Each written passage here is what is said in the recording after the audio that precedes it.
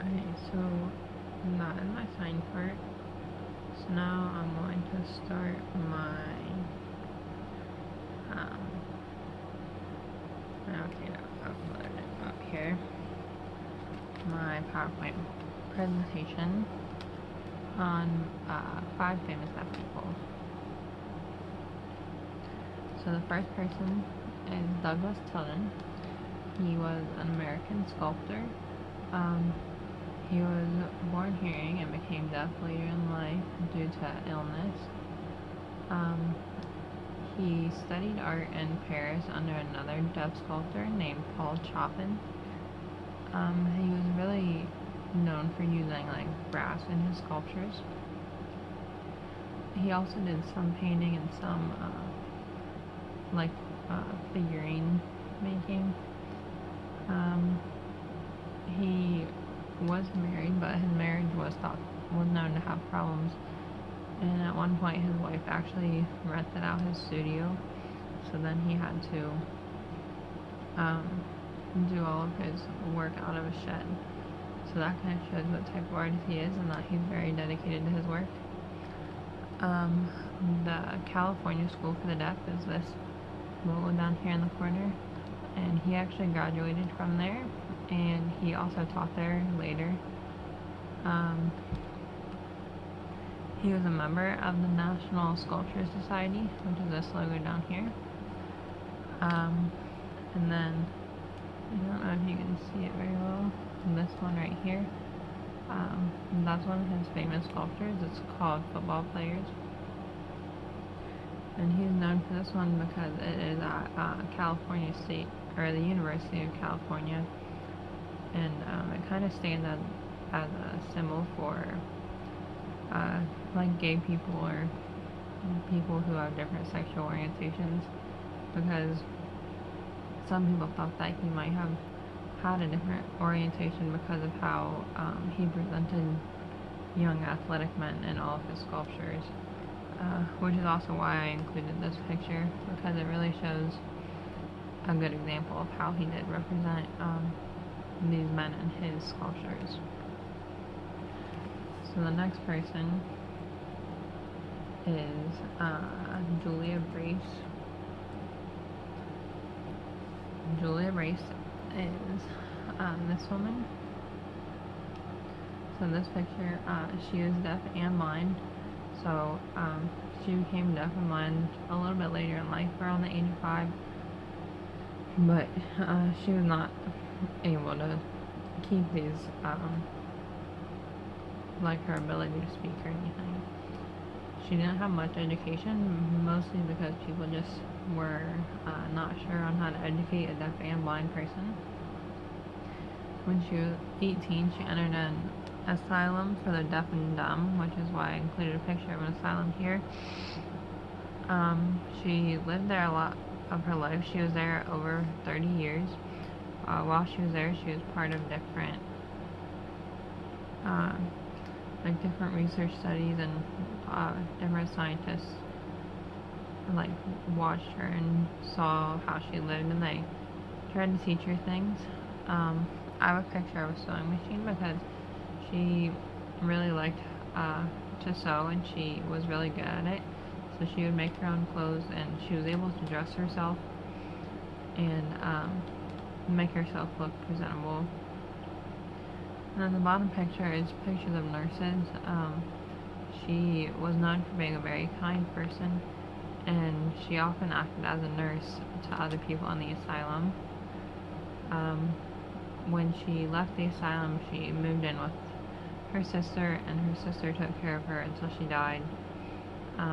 When she was at her sister, she was actually paralyzed, and she ended up like dying of sickness later in life, so she couldn't really do anything when she left the asylum. The next person is William Castle, or Dr. William E. Castle. He was not deaf or hard of hearing, but he was a very important person in deaf society. He was very fluent ASL, so he knew how to speak and communicate with deaf people. So the American Speech and Language Hearing Association published his work that he did on setting up guidelines for those who are going to be like audiologists or teachers working with deaf people. So he actually set up all these guidelines with the help of some other people, and that work was published by the American Speech and Hearing Association. So the National Technical Institute for the Deaf, he was a dean here, and later he became the director of it actually, and then he was a vice president of RIT, which is up at the top of that. He wrote many articles throughout his lifetime, and a lot of them were published in pretty big things. The NCID had their own place that works were published, and then he was also published in the Gallaudet Encyclopedia, which is that one down at the bottom. Later in his life, his wife and him set up a fund called the Dr. Gingy Morai Endowment Fund, and it was to help support deaf students' education from international countries. While he was at NCID, he helped create a student government. They helped design different stuff, and he had a constitution written with a group of students, so he worked very closely with a lot of students. He also stayed involved with the US government or the state governments. He worked a lot on funding and got a lot of funding towards the different programs for deaf students. And then the A.G. Bell Association, he was the president of the A.G. Bell Association for the Deaf, which is the Alexander Graham Bell Association. It was an oralist foundation, but he did have a big part in that foundation. The next person is Nancy Sharpless. She was born hearing, and she lost her hearing later in life when she was around the age of 14, and so she was able to finish high school and stuff because she had the capability to speak and everything. She graduated from a public high school. She later attended Oberlin College, which is that symbol up here, and she graduated from there with a degree in zoology. She did pretty well with learning the material, even though it was challenging. She had a friend take notes for her so that she could learn everything that was presented in the lecture. Later she attended Wayne State University, and she got her master's degree there. She worked as a medical technologist for a couple years after that, but then she decided to go back for her doctoral degree from Wayne State University. She did work at the Mayo Clinic after graduation, and there she did research on guinea pigs and stuff. She was really interested in working with chemicals in the brain, so she did a lot of research for that.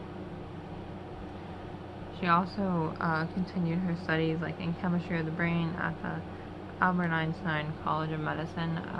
She worked there for a long time. She was very passionate about science and about more deaf people becoming scientists and kind of putting themselves out there and working hard for their education.